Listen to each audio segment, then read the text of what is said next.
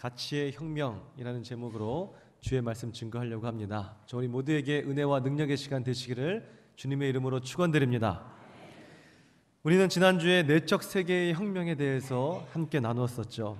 내적 혁명이 무엇이냐라고 물어본다면 그것은 세상 철학이나 종교에서 이야기하는 어떤 깨달음의 경지, 지식과 지혜의 변화가 아니라고 했습니다. 더욱 근본적인 본질적 변화라고 했었죠. 우리의 실체 자체가 완전히 전혀 다른 새 사람으로 바뀌는 것입니다. 고린도후서 5장 17절에 보니까 그런즉 누구든지 그리스도 안에 있으면 새로운 피조물이라 이전 것은 지나갔으니 보라 새 것이 되었도다. 할렐루야. 이 말씀이 바로 내적 변화의 본질을 한마디로 표현하고 있는 것입니다. 무슨 말씀입니까? 그리스도 예수 안에서 우리는 다 예수님 믿고 전혀 다른 새로운 존재로 거듭났다라는 것입니다. 창세기 2장 7절에서 하나님이 아담에게 불어넣어 주신 그 숨결이 사람을 살게 하는 그 숨결이 되었다면, 요한복음 20장 22절에서 예수님이 우리들에게 불어넣어 주신 그 숨결은 죽었던 우리의 영혼을 살리는 숨결이 되셨다라는 것입니다. 이렇게 아담이 하나님의 숨결로 살아난 것처럼 오늘 우리 모두는 예수님의 영이신 그 성령으로 말미암아 예수님의 그 숨결로 다시 태어나 살게 된 것이죠. 이것이 거듭남인 것입니다. 성령의 숨결을 받아든 순간 예수님의 십자가가 이제는 2000년 전의 그 사건으로, 역사 속 사건으로 끝나는 것이 아니라, 다른 사람을 향한 십자가가 아니라 바로 날 위해 지신 십자가라는 사실을 온몸으로 체득하게 됩니다. 그리고 곧이어 엠마오의 두 제자처럼 가슴이 뜨거워지는 경험을 하게 되죠. 부활의 주님을 영접하게 되는 것입니다. 이렇게 우리는 십자가를 지나서 부활의 영광에 참여하게 되고 마침내 하나님 나라의 시민으로서 전혀 다른 새로운 삶을 살게 되는 것이죠. 이것이 바로 내적 혁명, 오늘 우리가 안으로 일어난 혁명이다라고 해서 인월드 리발루션이라고 그렇게 표현할 수 있겠습니다. 이렇게 내적 혁명을 겪은 사람들을 가리켜서 성도다라고 그렇게 지칭하죠. 이러한 성도들은 내적 혁명과 함께 동시에 가치의 혁명을 또한 경험하게 됩니다. 가치의 혁명이라는 것은 지금까지는 나 중심의 삶을 살아왔다면 이제는 부활의 주님을 만남으로써 예수 중심의 삶으로 바뀌는 것, 이걸 가리켜서 가치의 혁명이다라고 말합니다. 예수님을 만나기 이전 내 인생의 그 중심은 바로 나 자신이었습니다. 내가 결혼하는 것이죠. 내가 자식을 낳는 것이고 내가 사업을 하는 것입니다. 그러나 예수님을 만난 이후로는 모든 것이 다 바뀌어버린 것이에요. 하나님이 우리의 만남을 갖게 하셨다라고 고백하게 되는 거죠. 우리 가정의 주인이 하나님이시다. 내 사업장의 그 중심이 하나님 되신다라고 이렇게 고백하는 것입니다. 180도 주객이 전도됐죠. 가치의 혁명이 일어나는 것입니다. 예수님을 만나기 이전에는 내가 먹고 싶은 것, 하고 싶은 것, 마시고 싶은 것, 되고 싶은 것, 내 야망에 따라 움직이며 살아왔다면 예수님을 만난 이후에는 내가 이제 먹고 마셔도 다 주를 위한 것이다. 이런 고백을 하게 됩니다. 살아도 주를 위해 살고 죽어도 주를 위해 죽는 것이니 사나 죽으나 내가 주님의 것이로다. 이런 고백을 하게 되더라니까요. 나의 야망이 아닌 하나님의 꿈, 하나님의 비전을 따라 살아가는 인생으로 완전히 뒤바뀌어지더라라는 것입니다. 이것이 바로 가치의 전도죠. 가치의 혁명인 것입니다. 나 중심에서 하나님 중심으로 완전히 뒤바뀌는 삶. 지금까지 시선이 나 중심, 내게 머물렀다고 한다면 이제부터는 모든 시선이 하나님께로 머물게 되는 것입니다.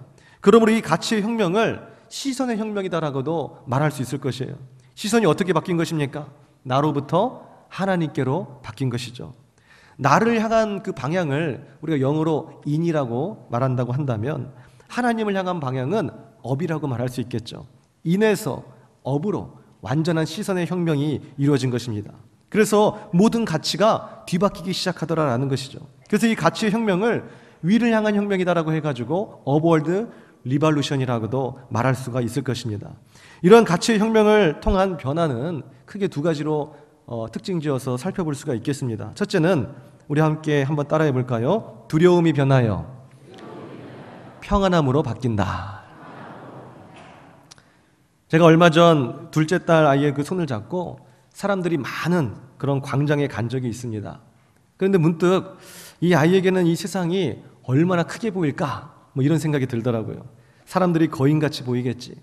지나가는 자동차도 그냥 자동차에 불과하지만 이 아이의 눈에는 거대한 탱크처럼 보일 수도 있겠구나.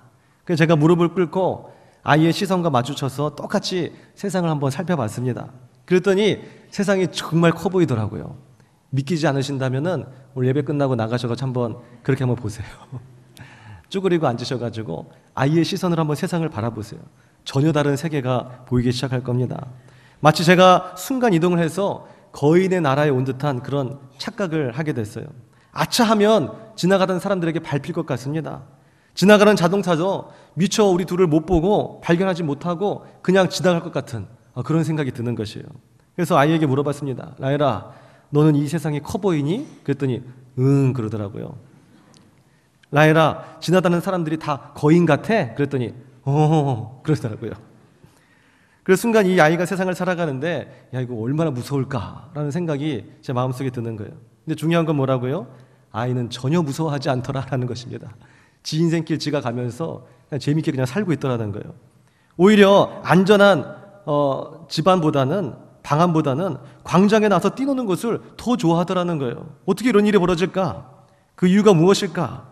그것은 당연하겠죠. 아빠가 곁에 있다고 한다면 광장은 더 이상 공포의 대상이 될 수가 없기 때문에 그런 것입니다. 아빠가 함께 한다면 무서운 광장도 어느새 가장 재미있는 놀이터로 변하게 되는 것이죠. 여기서 우리가 알 수 있는 것은 무엇입니까? 어디에 있느냐가 중요한 것이 아니라 내가 누구와 함께 있느냐가 가장 중요하다는 것을 알 수 있겠죠. 가치의 혁명이 일어나기 시작한 겁니다. 인워드에서 어버드로 바뀐 것이죠. 오늘 나를 바라보지 말고 고개를 들어 내 손을 잡고 있는 그 아버지 하나님을 바라보라라는 것입니다. 오늘 시편 23편의 다윗은 바로 이 같은 가치의 혁명적 사건을 기록한 것입니다. 다윗이 지나고 있는 현장은 광장 정도가 아니라 아주 그냥 사망의 음침한 골짜기였어요. 다시 말해서 죽음이 도사리고 있었습니다.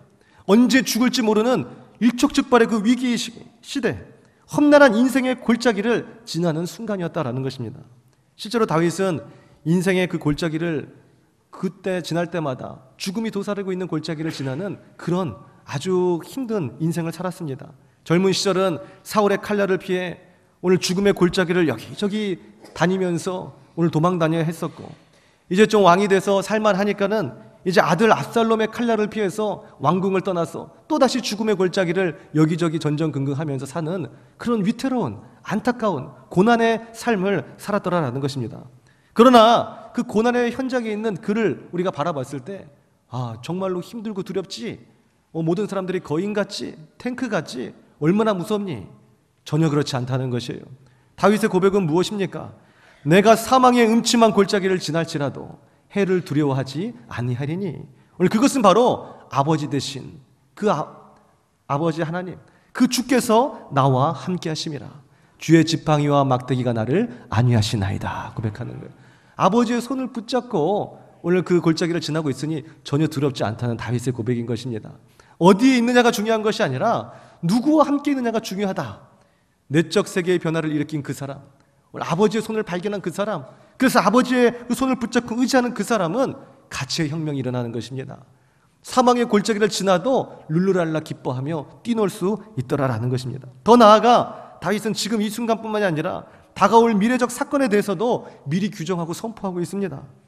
오늘 이 순간 내가 지금 평안함의 길을 아버지 하나님 때문에 걷는 것이 아니라 내일도 모레도 아니 영원토록 나는 주님과 함께 동행할 것이니 내게는 아무런 염려도 없다라는 거죠.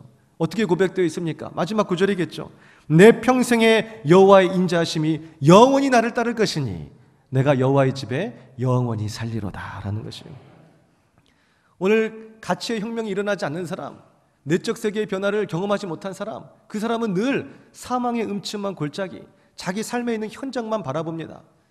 내 주변에 이렇게 원수들이 있고 절망적인 상황에 있고 실패와 넘어짐이 있을 수밖에 없기 때문에 내가 불평하고 상처받고 원망하고 오늘 두려워하는 것은 당연하다. 내가 왜 하필 이러한 나라에 태어나서, 내가 왜 이러한 부모님 밑에서, 또 왜 이러한 자녀가 있어서 이렇게 속을 새기고, 내 사업장에 왜 이러한 걸림돌과 장애물이 있고, 사망의 음침한 골짜기를 바라보면서 그 자체로 자멸해버리고 마는 것이죠. 그러나 내적 세계의 변화를 일으키는 그 사람, 가치의 혁명을 일으킨 그 사람은 자기 자신을 보는 것이 아닙니다. 주변의 환경을 보는 것이 아닙니다. 눈을 들어 여호와 하나님을 바라보는 것입니다. 거기에서 희망을 바라보는 것이죠. 다윗은 염려하지 않을 것은 사망의 음침한 골짜기를 볼 것이 아니라 위를 들어봤더니 아버지 하나님이 계신 거예요. 그곳에 여호와의 집이 있었던 것이에요. 내가 저 여호와의 집에 영원히 살리로다. 사망의 음침한 골짜기를 지나면서도 푸른 초장을 생각하고 푸른 초장을 바라보며 푸른 초장을 손에 든 사람이 바로 다윗이었다라는 것입니다. 가치의 혁명인 것이죠. 이러한 관점에 본다면 오늘 우리는 두려움에 대해서 새롭게 정의할 필요가 있겠어요. 두려움이라는 것은 나를 위협하는 요소로 인해서 내 마음속에 생기는 어떤 공포감, 우리가 보통 이것을 두려움이라고 말하지 않습니까? 그러나 가치의 혁명 안에서 이 두려움을 성경적으로 정의해 본다면 어떻게 우리가 정의할 수 있겠습니까? 오늘 그것은 하나님을 바라보지 않고 자기 자신만을 바라보는 것, 이것이 두려움이라는 것이에요. 오늘 하나님을 의지하지 않고 자기 자신만을 의지하는 것, 오늘 아버지의 손을 붙잡은 것, 아버지의 손을 붙잡고 의지하지 않고 자기 홀로 광장에 서서 오늘 광장을 헤쳐나가겠다고 하는 것, 이것이 바로 두려움이더라라는 것입니다.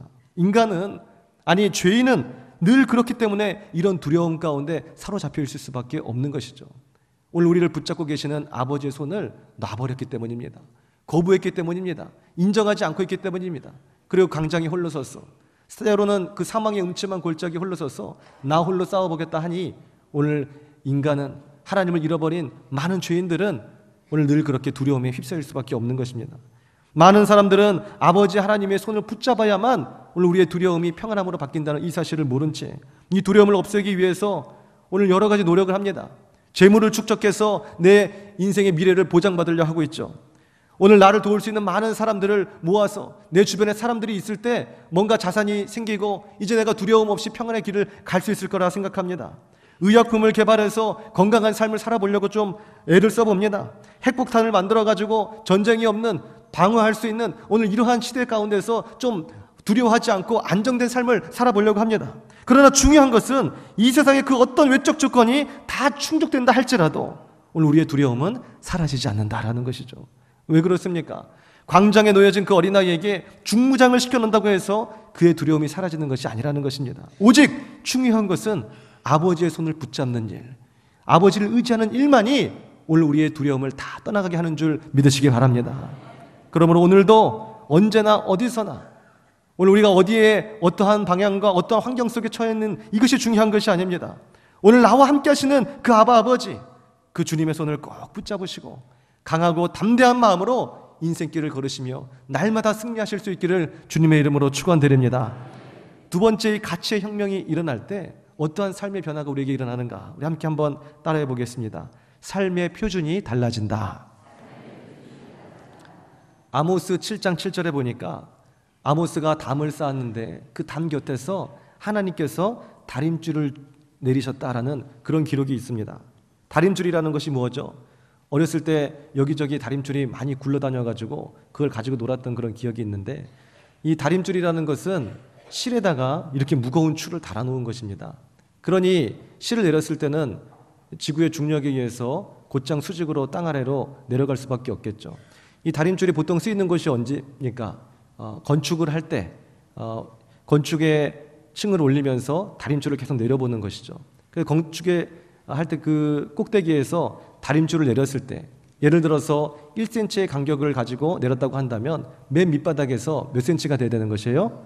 1cm. 그래야 이 건물이 수직으로 잘 세워 나가고 있다는 것을 알 수 있겠죠. 1cm의 간격을 두고 다림줄을 내렸는데 밑에서 재보니까 10cm가 간격이 있어요. 그것은 건물이 이미 기울었다는 것을 의미하는 것이겠죠. 그러니까 건물을 올릴 때 계속해서 다림줄을 내려봐야 됩니다. 이것이 삐뚤게 세워졌으면 언젠가 무너져 버리고 말 테니까요. 오늘 이 다림줄을 아모스가 쌓은 그 담 곁에서 하나님께서 아모스의 담 아래로 지금 내리고 계신 것입니다. 하나님이 아모스가 쌓은 담 곁에서 다림줄을 내리신다는 것은 무엇을 의미하겠습니까? 요즘 빨리빨리가 대세죠.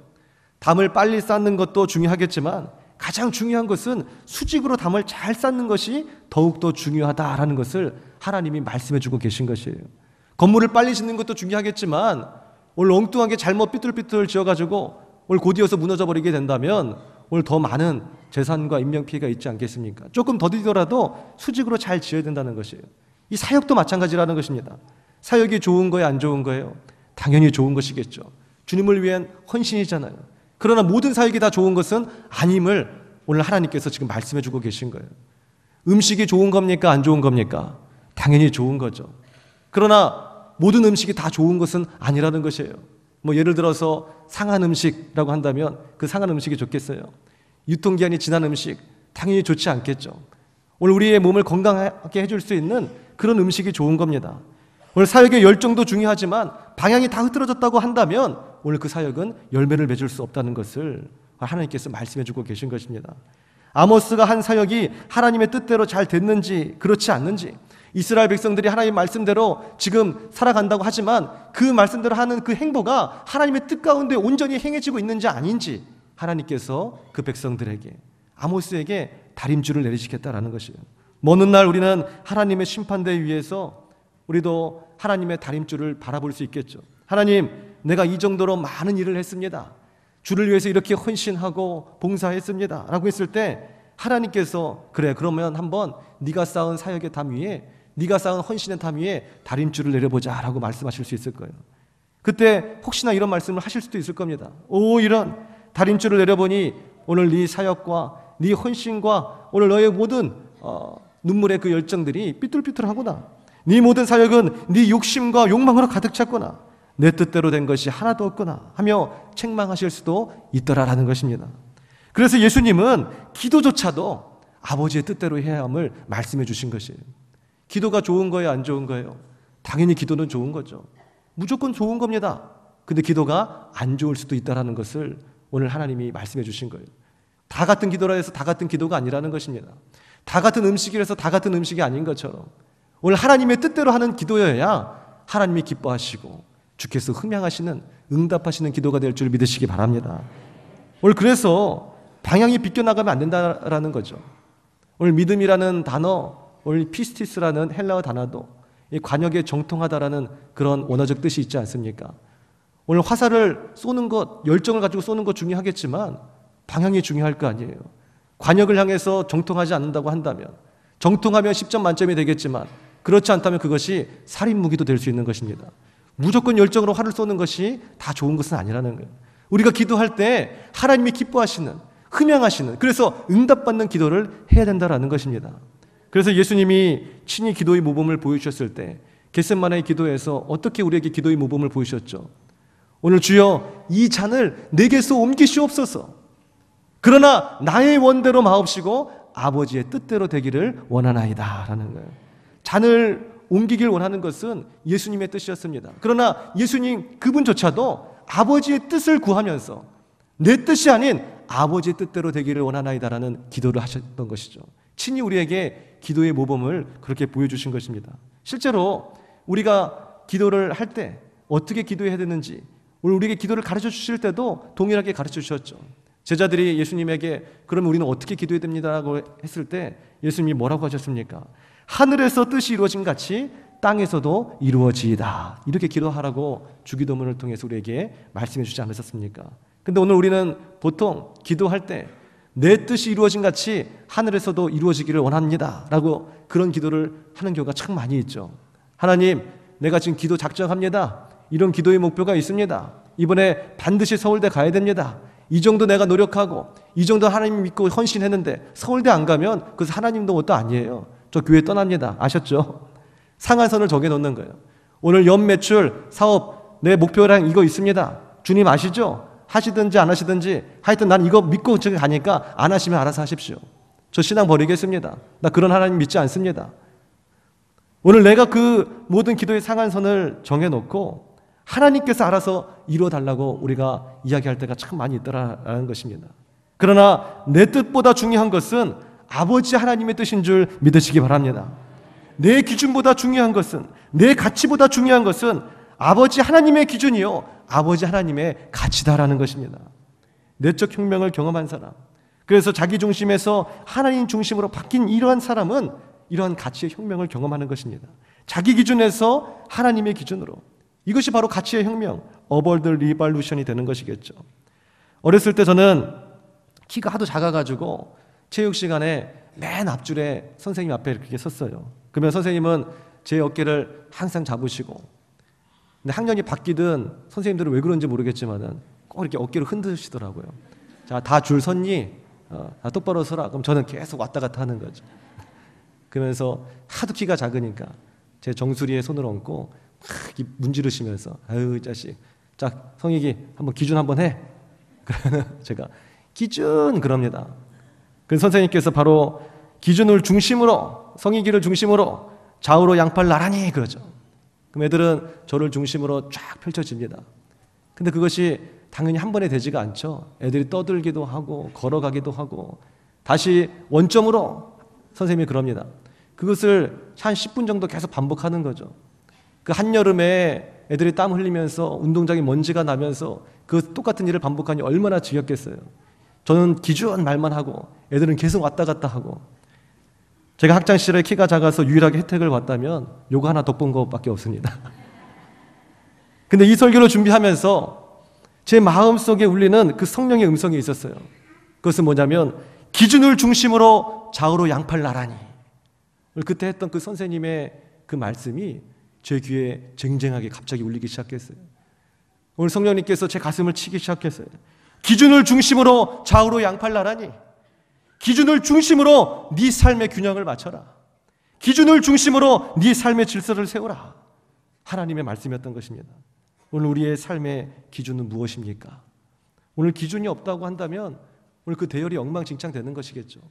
각자가 자기의 옳은 소견대로 그렇게 뜻대로 쓰다 보면 오늘 무질서한 그러한 사회로 바뀌게 될 것입니다. 오늘 우리는 여전히 내적 혁명을 이루고 거듭난 하나님의 자녀라고 하면서도 새로운 가치를 가지고 사는 성도라고 하면서도 실질적인 나의 삶을 비춰보게 된다면 혹시 모든 것이 자기 자신으로 귀결되고 있지는 않습니까?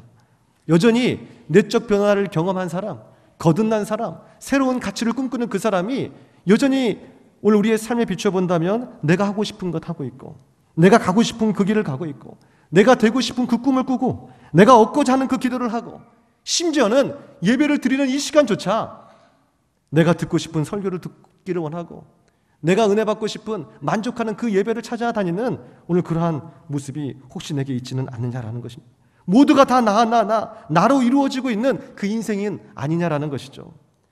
우리 내적 혁명을 경험한 거듭나 우리 모든 사랑하는 성도님들, 우리 모두는 이제 거듭남을 지나서 조금 더 성숙한 가치의 혁명을 이루어야 됩니다. 그 가치의 혁명은 내게서로부터 하나님께로 귀결되는 그런 혁명입니다. 나만을 바라보는 시선이 아닌 이제 하나님 아버지를 바라보는 시선으로 완전히 바뀌어야 된다는 것이죠. 오늘 지금까지는 세상의 그 기준이 역사의 중심이 나였다면 이제는 모든 기준이 하나님이 되어야 되는 것이고 역사의 중심을 하나님으로 내어 드려야 된다는 것입니다. 무엇보다도 내 뜻대로 되기를 원하는 내 인생의 길이 있었다고 한다면 이제부터는 모든 것을 다 내려놓으십시오. 이제는 그리고 오직 하나님의 뜻대로만 되기를 간구하나이다 라고 그렇게 기도해야 될 것입니다. 실제로 내 뜻대로 되는 것보다 하나님의 뜻대로 되는 것이 다 옳은 일이고 다 좋은 일이고 그것이 가장 축복인 줄을 믿으시기 바랍니다. 왜 그래요? 오늘 우리의 생각은 하나님의 생각보다 깊지 못하기 때문에, 오늘 우리의 지혜는 하나님의 지혜와는 비교할 수 없기 때문에, 더군다나 오늘 우리의 죄악된 모습으로 우리의 감성과 이성과 판단이 다 왜곡되어져 버렸기 때문에 오늘 우리가 판단 중지하고 거룩하고 순결하신 완전하신, 더군다나 나를 사랑하시고 내게 가장 좋은 곳으로 주길 원하시는 그 하나님의 뜻을 따라 가는 것이 가장 안전하고 행복하고 축복된 길이다라는 것입니다. 오늘 빛이 물을 통과했을 때 오늘 그 빛이 왜곡되잖아요. 그러나 실제로 그 빛이 왜곡된 것입니까? 빛은 진리예요. 진리 그대로 가는 것입니다. 그러나 물이 그 빛을 왜곡한 것뿐이겠죠. 오늘 하나님의 말씀이 우리에게 임했습니다. 오늘 그리고 우리의 인생의 길이 있지만 오늘 내가 끝까지 하나님의 말씀대로 순종하지 않고 내 생각, 내 자존심, 내 고집대로 간다고 한다면 모든 것이 다 왜곡되어져서 판단할 가능성이 너무나 많더라라는 것입니다. 그러므로 차라리 이해되지 않는다 할지라도, 다 받아들일 수 없다 할지라도 하나님의 말씀이 나를 치시고 하나님의 말씀이 내게 임할 때 그냥 그저 아멘으로 순종하고 묵묵히 그 길을 가는 것이 가장 축복된 길이다라는 것입니다. 갈라디아서 2장 20절에 바울의 고백이 바로 이것이죠. 내가 그리스도와 함께 십자가에 못 박혔나니 그런즉 이제는 내가 사는 것이 아니요 오직 내 안에 있는 그리스도가 사신 것이라. 자, 이 말씀이 뭐죠? 내적 세계의 혁명을 이뤘다는 것입니다.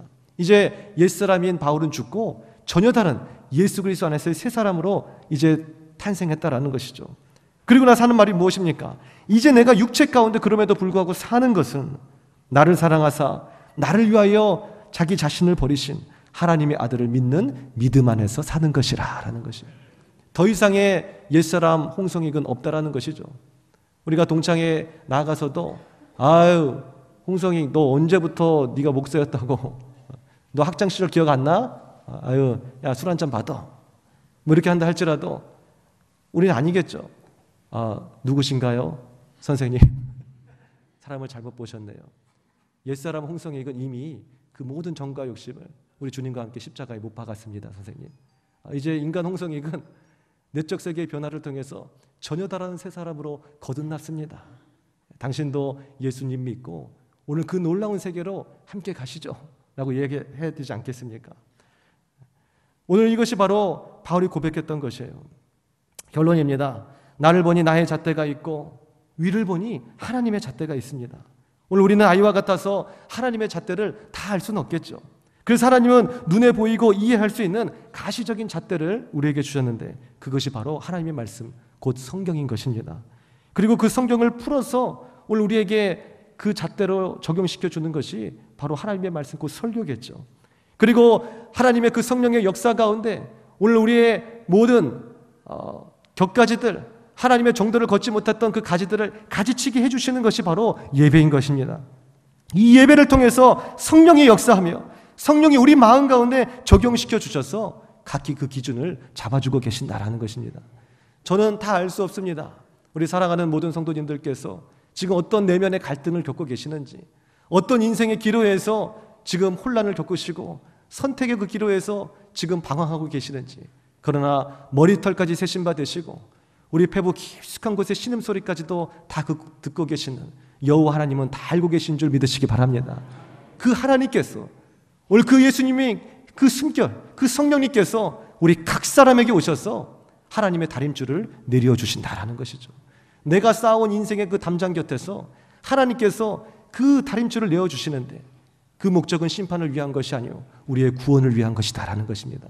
하나님의 다림줄이 내어졌을 때 오늘 그 다림줄이 처음 내린 순간이 1cm면 마지막도 1cm 되는데 하나님께서 그 다림줄을 내리셨을 때 우리 인생이 정도를 걷지 못하고 삐뚤삐뚤 되어 있더라라는 것입니다. 성령님께서 그것을 말씀해 주신다라는 것이죠. 적용시켜 주신다라는 것이죠. 그랬을 때 오늘 내 안에 뭐가 난 모든 가지들을 예수 그리스도의 말씀 안에서 다 가지치기를 하고 아멘으로 모든 말씀을 다 받고 묵묵히 그 길을 따르기로 순종하는 것이 바로 은혜요, 그것이 응답이요, 그것이 축복의 길인 줄 믿으시기 바랍니다. 바울은 이 기준을 붙잡기 위해서 자신의 정과 욕심을 십자가에 못 박고 날마다 죽는다고 한 것입니다. 그렇지 않고서는 자기의 기준이 다시 떠오르니까요. 그렇지 않고서는 나의 욕망과 욕심이 떠오르니까요. 철저하게 나는 죽고 하나님의 그 다림줄 안에서 그 말씀대로 살아가기를 작정했을 때 우리 인생이 온전한 축복이 찾아올 수 있다는 것입니다. 날마다 매 순간 주님과 동행하며 주님이 주신 그 말씀의 기준대로 날마다 좌우로 정렬하십시오. 그리고 그 정렬을 도와주시는 성령님을 의지하십시오. 그래야 날마다 가치의 혁명을 이루고 하나님 나라의 가치대로 하루하루 멋지게 살아가는 주님의 백성들이 다 되시기를 주님의 이름으로 축원드립니다. 기도드리겠습니다.